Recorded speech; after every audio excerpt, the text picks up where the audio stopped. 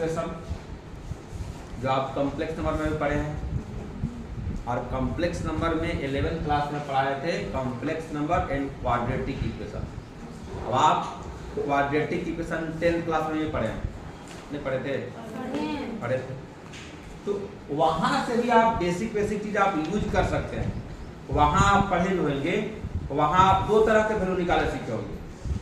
अगर d 0 से बड़ा होता है तो आप दो रियल रूट्स निकालते होंगे, और d इक्वल टू 0 रहता होगा तो दो इक्वल रूट्स निकालते होंगे। लेकिन अगर d 0 से छोटा अगर आ जाता है तो वहां आप पढ़े होंगे नो सॉल्यूशन।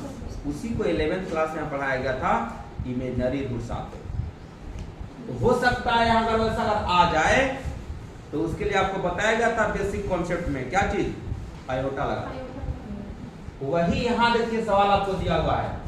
इसमें आप अगर मान लीजिए आप निकालते हैं तो d इक्वल टू तुरंत निकालेंगे क्या चीज, तो b स्क्वायर माइनस 4ac।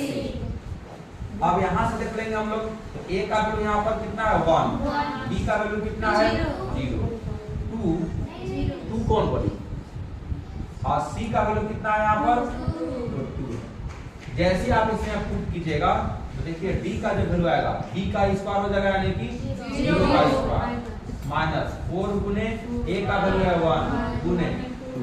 आप देखिएगा तो 0 माइनस यानी d का जो वैल्यू जो आ गया कितना गया माइनस। अभी क्या बताए थे, अगर यहाँ पे अगर d 0 से छोटा देखिए है कि नहीं, तो छोटा आ गया तो पक्का है कि इमेजिनरी रूट आएगा, यानी कि नेगेटिव में रूट के अंदर में चला जाएगा। तो उस कंडीशन में जब आ गया यहाँ तो हम लोग पुट करके चेक भी कर लिए।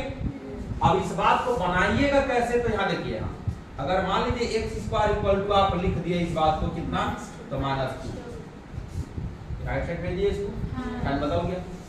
तो क्या करेंगे, तो यहाँ x इक्वल टू जब लिखेगा तो ये तो पक्का है कि स्क्वायर जब भी अगर इक्वल टू का राइट साइड जाए या लेफ्ट साइड आए कहीं भी, तो ये प्लस माइनस के साथ रूट चला जाता है। ग्राफ में भी आपको बताया प्लस माइनस में क्या लिखेंगे, माइनस में रूट लिख लिए। लेकिन इस बात को भी हम सिखाए थे, इसको लिखेंगे हम लोग x इक्वल टू क्या जी, प्लस माइनस √2 इंटू -1 लिख सकते हैं। ये अंदर में जो वैल्यू है ना, ये इसी का तो वैल्यू हम लोग पढ़े हैं i स्क्वायर -1 का वैल्यू i स्क्वायर।